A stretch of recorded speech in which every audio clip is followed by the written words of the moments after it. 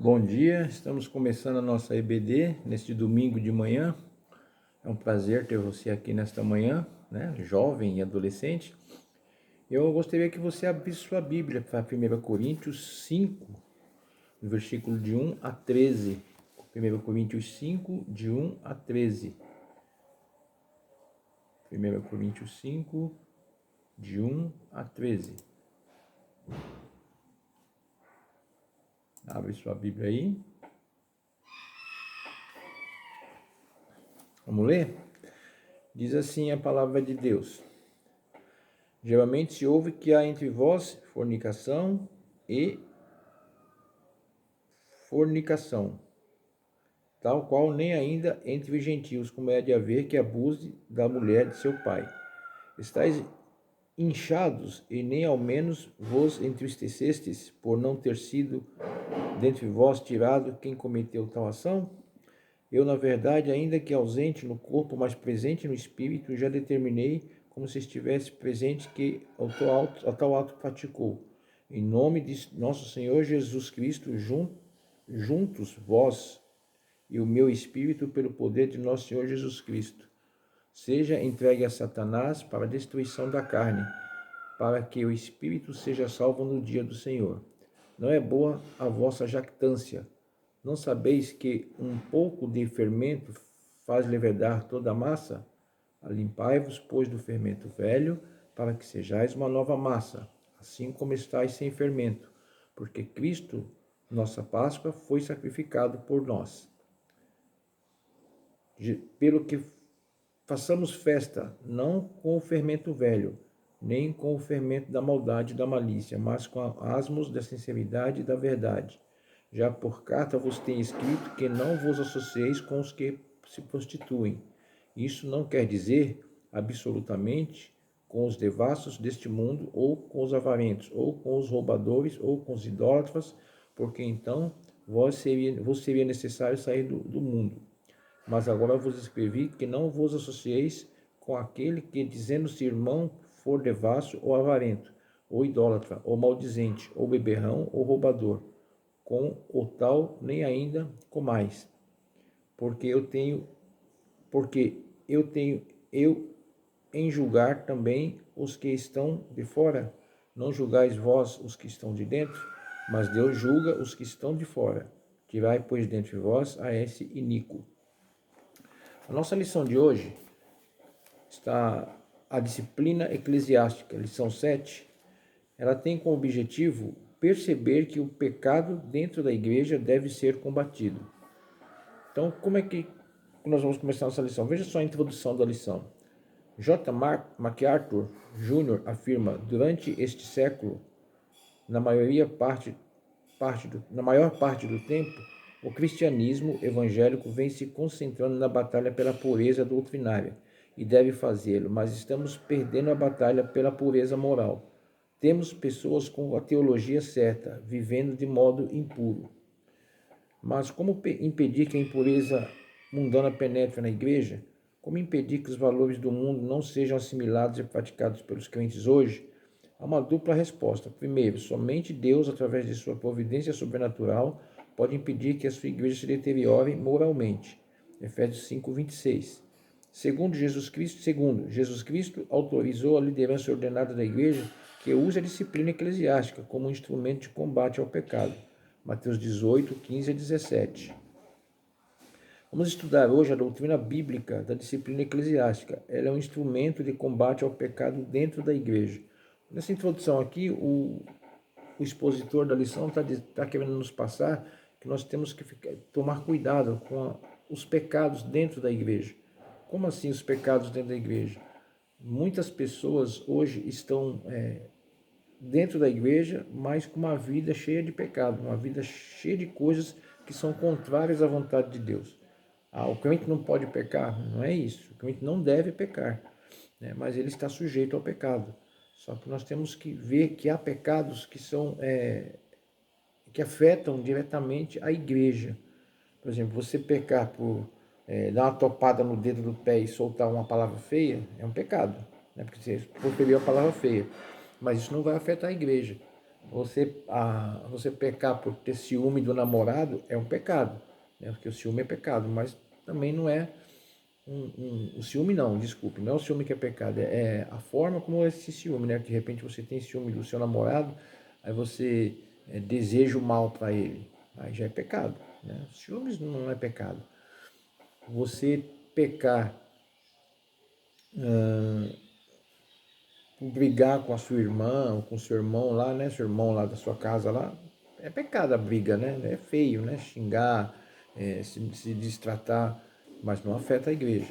Agora, há pecados que afetam a igreja. E aqui ele está falando do pecado de moralidade, né? Por exemplo, o cara que é casado e tem um relacionamento fora do casamento. O rapaz que namora, mas tem um caso, né? Fora do namoro, né? A moça que se entrega para o moço antes do casamento. Tudo isso são pecados que afetam a igreja. E para isso Paulo diz que deve haver disciplina, né? Vejam lá, Jesus ordenou a disciplina. A disciplina eclesiástica é uma ordem divina. Jesus a instituiu a autorizar os apóstolos a corrigir os membros da igreja que viviam na prática de determinados pecados. É conforme o texto de Mateus 18, o poder de ligar ou desligar pecados, isto é, a autoridade, a liderança ordenada da igreja, para combater o pecado dentro da comunidade. Em verdade eu vos digo que tudo que ligardes na terra será ligado no céu, e tudo que desligardes na terra terá sido desligado nos céus. Então, esse ligar e desligar aqui é a autoridade que é dada para a igreja, né? Os líderes da igreja, para ligar ou desligar as pessoas da comunhão, né? Da igreja, né? Temporariamente. Não, a menos que seja uma coisa que a pessoa não queira mais comunhão com a igreja, então aí é diferente, mas esse desligar aqui é por um espaço de tempo para que a pessoa seja disciplinada, que ela entenda que ela está errada, que ela entenda que ela não está agindo de acordo com a vontade de Deus e que ela entenda que ela tem que voltar para os caminhos do Senhor. É esse desligar e ligar. Entende-se que cada pessoa possui o foro íntimo de consciência, a qual escapa à jurisdição da igreja. Contudo, há o foro externo, que deve ser observado. Quando um membro da igreja comete uma falta ao pecado que prejudique a paz e a pureza da mesma, deve ser disciplinado. Falta é tudo que na doutrina e prática dos membros e concílios da igreja não esteja de conformidade com os membros com os ensinos das Sagradas Escrituras, ou transgrida e prejudique a paz, a unidade, a pureza, a ordem e a boa administração da comunidade cristã. Então, há certas coisas que a pessoa faz que está em desacordo com o viver comum da igreja, né? E quando as pessoas entram nessas coisas, é que tem que haver a disciplina com a pessoa. Por exemplo, vamos ver aqui, ó, resistência à disciplina. Há uma grande resistência hoje na igreja à prática da disciplina. Alguns argumentos são usados. Argumento do amor. A disciplina eclesiástica é contrária ao amor. Resposta, Romanos 13, 8 a 10 ou Hebreus 12, 4 a 12. Romanos 13, 8 a 10. Abre sua Bíblia aí. Está dizendo, há uma grande resistência hoje na igreja à prática da disciplina. Alguns argumentos são usados, argumento do amor. A disciplina eclesiástica é contrária ao amor. 13:8, Romanos 13:8.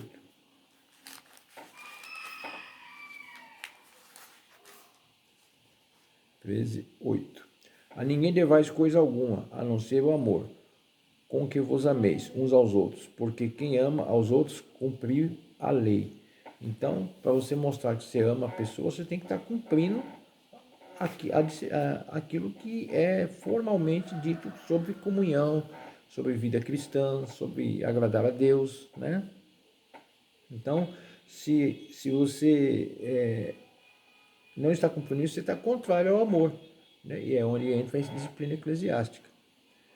Argumento 2, argumento de liberdade. A disciplina eclesiástica opõe-se à liberdade cristã. João 8, 31 a 36. João 8, 31 a 36. João 8, 31 a 36. Diz assim: Jesus dizia, pois, aos judeus que criam nele. Se vós permanecerdes na minha palavra, verdadeiramente sereis meus discípulos. E conhecereis a verdade vos libertará. Respondeu-lhe: somos descendência de Abraão e nunca servimos a ninguém. Como dizes tu, serias livres? Respondeu-lhe Jesus: em verdade vos digo que todo aquele que comete pecado é servo do pecado.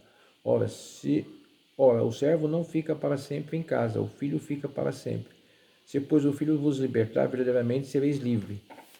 Então, aqui Jesus está dizendo aqui diz assim, né? A disciplina eclesiástica opõe-se à liberdade cristã.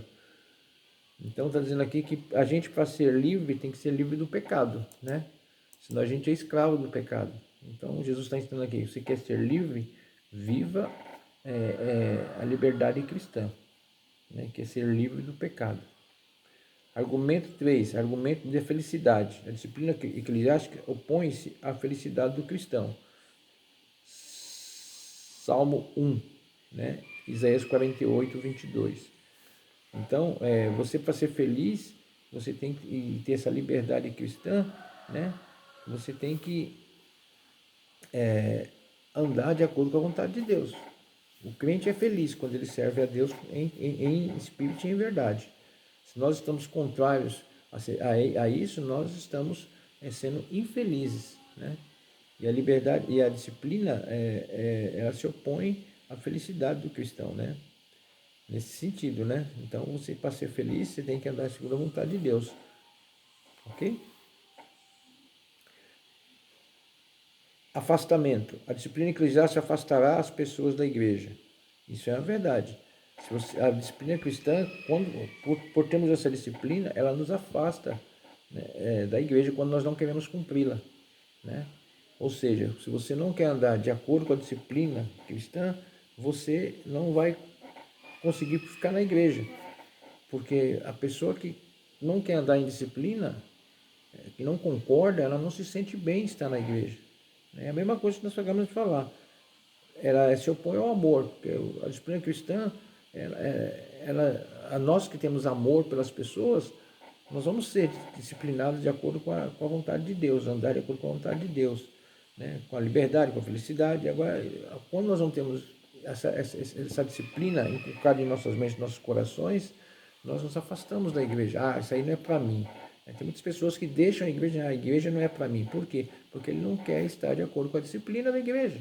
Ele não quer andar segundo a palavra de Deus, segundo a Bíblia, né? E isso afasta ele da igreja. Ok?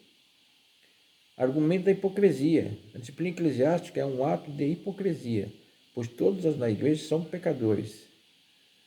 Resposta 1 Coríntios 6, 1 a 11. Vamos ver aí, 1 Coríntios 6, 1 a 11.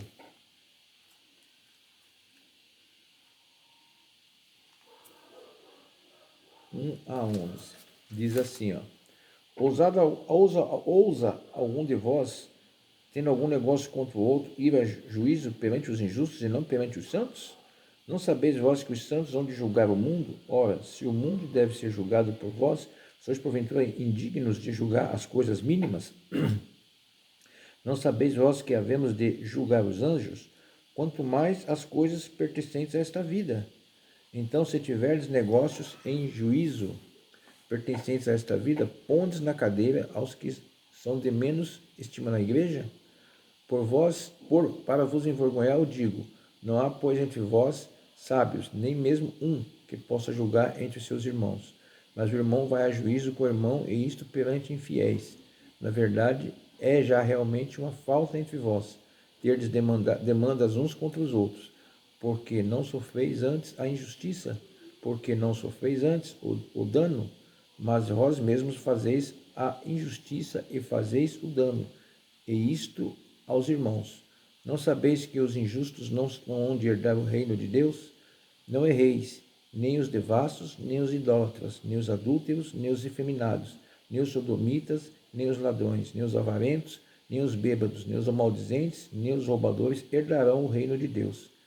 E é o que alguns têm sido, mas haveis sido lavados, mas haveis sido santificados, mas haveis sido justificados em nome do Senhor Jesus e pelo Espírito Santo do nosso Deus. Ora, esse texto aí nos deixa bem claro, né? Que se você é uma pessoa que age com hipocrisia, isso vai afastar você da igreja, né? porque todos nós somos pecadores. Então não adianta você falar eu sou, eu não falho, eu não erro, nunca vai acontecer isso comigo, porque você também é pecador. Pode acontecer com você sim, entendeu? Então não podemos ser hipócritas, né? Injustiça, argumentos da injustiça. A disciplina eclesiástica pode ser aplicada injustamente ou ser utilizada como instrumento de perseguição. Então tem que tomar cuidado para quando a igreja vai disciplinar alguém, disciplinar de forma injusta, né? Disciplinar de forma que pode prejudicar alguém que realmente não precisava daquela disciplina naquele momento. Há coisas que a gente tem que analisar, se realmente a pessoa tem que ser disciplinada ou se ela tem que ser só exortada. Há uma diferença entre disciplinar e exortar, né? Na disciplina você aplica, vamos dizer no caso da igreja, ou nos dias atuais, você aplica a disciplina como? O pastor leva para a assembleia define se a pessoa vai ficar um tempo afastada das funções da igreja ou do corpo de membresia, né? E a exortação pode ser feita pelo pastor apenas, né? O pastor chega a pessoa na sala, fecha a porta, conversa com aquela pessoa, né? Se aquela pessoa não aceitar a disciplina, o pastor marca uma nova data com mais duas testemunhas, né? Um diácono ou mesmo dois irmãos que já são da diretoria da igreja. E se a pessoa continuar resistente, leva-se para a Assembleia. A Assembleia define sobre. Aí já deixa de ser exortação e passa a disciplina. A primeira exortação é só um puxão de orelha, né? Já a disciplina já é uma coisa mais puxada para a pessoa, né? Que vai até mesmo a desligamento do rol de membros. Ok? Aplicando a disciplina. Havia na igreja de Corinto uma pessoa que mantinha um relacionamento incestuoso com a mulher de seu próprio pai, provavelmente a sua madrasta. O apóstolo Paulo estranha. Geralmente se ouve que há entre vós imoralidade tal como nem mesmo entre os gentios, isto é, haver quem se atreva a possuir a mulher de seu próprio pai. E contudo andais vós ensoberbecidos e não chegaste a lamentar, para que também fosse tirado do vosso meio quem tamanha ultraje praticou. 1 Coríntios 5, 1 e 2, Paulo fala sobre isso. Paulo definiu aquele pecado como uma grande imoralidade e um ultraje, né? Imagina, né? Naquela época já era assim, imagina os dias atuais, o cara tem relações sexuais com a madrasta dele, né? Esposa do pai dele. Isso é um pecado muito grave, né? Entra aí a fornicação, entra aí o pecado da cobiça, né? Cobiçar a mulher do próximo, entra aí o relacionamento sexual impróprio, impuro, né? Então, tudo que desagrada a Deus. E uma pessoa dessa não pode estar no hall de membros da igreja, não pode estar com cargo na igreja, tem que ser disciplinada, tem que ser afastada até que ele resolva essa situação. E que ele peça perdão, né, ao pai e a quem de direito, né? E Paulo agora está cobrando isso da igreja, né? Olha, como é que vocês deixam acontecer isso aí? Que igreja que é essa? Né? A partir do texto 1 Coríntios 5, 1 a 13, podemos estabelecer alguns princípios acerca da disciplina eclesiástica. Suas necessidades. A necessidade fundamental da disciplina é combater o pecado dentro da igreja, não permitindo que o sal perca o seu sabor. Através dela se define o limite que separa a igreja do mundo. Então, nós somos sal, né? Não podemos ficar em sopo, né? Nós temos que ser diferentes, né? O nosso sabor como cristãos tem que ser diferente para o mundo. As pessoas têm que nos ver de uma forma diferente. Então, não podemos permitir pecados de imoralidade na igreja. Seus objetivos. A Confissão de Westminster explica: as censuras eclesiásticas são necessárias para chamar e ganhar os irmãos transgressores, a fim de impedir que outros pratiquem ofensas semelhantes, para lançar fora o velho fermento que poderia corromper a massa inteira, para vindicar a honra de Cristo e a santa profissão do Evangelho e para evitar a ira de Deus, a qual com justiça poderia cair sobre a igreja. Se ela permitisse que a aliança divina e seus selos fossem profanados por ofensores notórios e obstinados. Em síntese, podemos afirmar 4 objetivos da disciplina. Olha só os 4 objetivos: impedir a propagação do mal na igreja, lançar fora o velho fermento, 1 Coríntios 5, 6 e 7. Vindicar a honra de Jesus Cristo e a boa reputação do Evangelho, 2 Coríntios 6, 3. Evitar que o prejuízo de Deus evitar que o juízo de Deus caia sobre a igreja. Apocalipse 2, 18 a 29. Levar ao arrependimento e recuperar a ovelha, 2 Coríntios 2, 5 a 11. Então, a disciplina é justamente para impedir que essas coisas que acabamos de citar aconteçam com a igreja ou com as pessoas da igreja, né? Mas com o corpo de Cristo, né? Então, evitar que essas coisas aconteçam. Por isso que tem que ter a disciplina. A forma bíblica da disciplina é baseada na gravidade e notoriedade do pecado. Veja os estágios para tratar o irmão em pecado. Mateus 18, 15 a 17. Lendo a instrução de Jesus. Mateus 18, 15 a 17. Vamos abrir aí? Mateus 18, 15 a 17.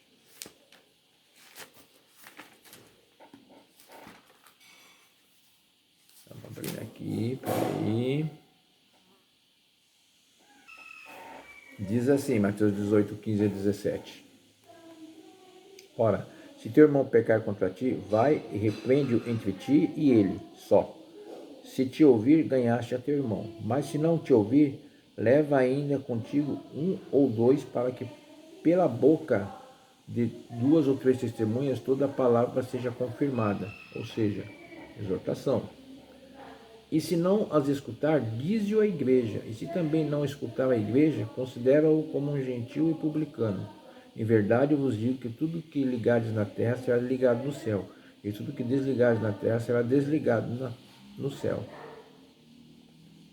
Então, tá bem claro isso aí, né? Tem que haver mesmo a disciplina e começa com a pessoa, você conversando com a pessoa. No caso aí, nessa figura aí, hoje dos dias atuais, o pastor conversa com a pessoa não quer ouvir a disciplina. O pastor chama 2 testemunhas, a pessoa continua não querendo ouvir a disciplina. O pastor e as 2 testemunhas levam para a igreja. A pessoa não quer aceitar a disciplina, então desliga essa pessoa. Esse é o modo correto da disciplina na igreja, ok? Jamais alguém deve ser penalizado sem a oportunidade de defesa ou explicação. Paulo recomenda a Timóteo a não aceitar denúncia contra presbíteros, senão com o apoio de no mínimo 2 testemunhas. 1 Timóteo 5,19. Isso é mais para, no caso aí de ministério, né? Pessoa que tem um ministério na igreja aí, né? Pastor, diáconos, líderes de departamentos, professor de escola dominical. Vem uma pessoa difamar aquela pessoa. Chega uma pessoa lá na igreja e fala, o pastor Tucci, aqui na igreja é o pastor, mas no dia a dia secular dele, ele tem o comércio, ele rouba no comércio. Põe um peso maior lá na balança dele. É um exemplo, né? Bem simplesinho. Então, se a pessoa vem falar comigo, o pastor está errado, está fazendo tal. Ah, não, pode deixar, eu vou, mas não me corrijo. Então, essa pessoa vem com mais 2 testemunhas.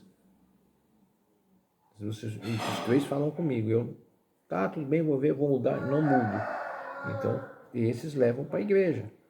Nós temos um pastor que não está andando de acordo com o que deve ser. E aí a igreja vai decidir, né, se ele fica na igreja, se ele sai, né, disciplinar, até mesmo o pastor, viu? O pastor pode ser encoberto na disciplina também, né? E se um pastor cai na disciplina da igreja, ele não tem nem moral para continuar na igreja, não é nem bom ele continuar ali naquela igreja, né? Se ele não tem a disciplina, né? Se ele cai na disciplina. O pastor tem que andar de acordo com a vontade de Deus, né? Em comunhão completa com Deus. E ser o exemplo para a sua igreja também. Mas os demais irmãos também na mesma linha do pastor, né? Tem que andar de acordo com a vontade de Deus, podendo esses serem disciplinados. Então, aqui Paulo diz que não deve aceitar acusações contra os presbíteros, mas é no sentido de que às vezes uma pessoa não gosta do pastor, uma pessoa não, e começa a difamar o pastor. Então tem que tomar cuidado com isso, né? Ou mesmo difamar um membro da igreja que tem uma posição na igreja, a pessoa queria aquela posição, ou não gosta daquela pessoa que está naquela posição, e começa a falar mal daquela pessoa, tratar mal, tal. Então a gente tem que verificar realmente o que está acontecendo. Por isso que é bom sempre 2 testemunhas junto com a pessoa, para poder trazer para a igreja coisas concretas, e não apenas eu acho que aquela pessoa é assim. Eu vi aquela pessoa, você viu, mas quem mais viu? Né? Tem que tomar cuidado com isso, ok? Concluindo aqui nossa lição de hoje, Disciplina eclesiástica é o exercício da jurisdição espiritual da igreja sobre os seus membros, aplicada de acordo com a palavra de Deus. Na jurisdição espiritual, a igreja exerce o direito de punir os pecados dos seus membros, mesmo que esses pecados sejam práticas permitidas na sociedade em que a igreja está inserida. Isso quer dizer assim, ó, por exemplo, na sociedade que nós estamos inseridos, beber não é crime, não é nada errado, né? A pessoa beber cerveja, beber pinga, sair para balada à noite, né? Fumar, mas para a disciplina da igreja é errado, que é contrário ao que nós ensinamos biblicamente, sobre vícios, né? Sobre cuidar do corpo, sobre desagradar a vontade de Deus, sobre embriaguez. Então a pessoa está sujeita à disciplina, mesmo seja uma coisa normal na sociedade, a pessoa está sujeita à disciplina da igreja se ficar nessas práticas. Assim como outros tipos de práticas também que existem aí no mundo atual, né? A igreja tem que sempre estar atenta para não cair nessas práticas e a pessoa vir a ser disciplinada por isso, ok? A igreja não deve falhar no combate do pecado interno. A sua saúde espiritual depende da sua pureza. Você pode ter disciplina sem santidade, mas não pode ter santidade sem disciplina. Então, primeira coisa, discipline-se você a si mesmo, né? Se você está fazendo alguma coisa que não agrada a Deus, dobre seu joelho hoje ainda e peça perdão ao Senhor, né? Peça perdão ao Senhor e peça para Ele te ajudar, né? Te dar a capacidade de andar na disciplina do Senhor, né? Ou seja, de andar de acordo com a vontade de Deus. Se você está fazendo alguma coisa que está errada, que está contrária à vontade de Deus, é hora de você realmente mostrar que você serve a Deus, mostrando a Ele que você está disposto a seguir a disciplina dele, do Senhor. Pontos para discutir. São as perguntinhas básicas para você pensar, né? Responder para você mesmo. Um crente pode ser proibido pela igreja de participar de Santa Ceia? Ele pode? Pode. Se ele estiver em disciplina, ele não deve fazer parte da ceia, né? Não deve participar da ceia. Tá bom? Ele deve ficar, na hora que o pastor fala, vamos, quem vai tomar a ceia, fique de pé, permaneça sentado. Se ele está em disciplina, fique sentado. Não precisa ele falar para ninguém, estou em disciplina, tal, fica lá sentado, quietinho. Então a igreja tem essa autoridade, sim, tá? De impedir que a pessoa participe da ceia. Você concorda que a igreja tenha afrouxado na pureza moral? Na sua opinião, as igrejas têm afrouxado na pureza moral? A sua igreja tem afrouxado na pureza moral? Isso é para você responder para você mesmo, tá bom?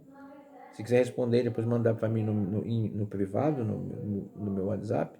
Se numera a pergunta, 1, 2 ou 3 e manda para mim a resposta, tá bom? Aliás, vamos fazer diferente? Mande a resposta das 3 perguntas para mim. E a terceira, a base bíblica para a disciplina eclesiástica. A base bíblica para a disciplina eclesiástica? Pensa aí e manda para mim a resposta.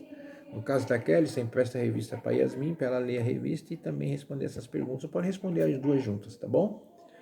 Deus abençoe sua vida, Deus abençoe esse domingo de Páscoa. E não esqueça de assistir a pregação, que vai ser colocado também agora de manhã, para você ter um domingo abençoado, tá bom? Feche seus olhos, vamos orar? Pai de amor, Pai bendito, obrigado por esta manhã que estamos aqui reunidos com jovens nessa escola bíblica dominical, Senhor. Abençoa, Senhor, dirige a vida desses jovens de acordo com a tua vontade, Senhor. Dá a direção, dá a paz. Obrigado, Senhor, porque o Senhor nos ensina a ter disciplina na tua casa e nos ajuda a sermos disciplinados. Em nome de Jesus nós agradecemos. Amém. Daqui a pouco, mensagem, hein? Deus abençoe. Bom dia, boa Páscoa.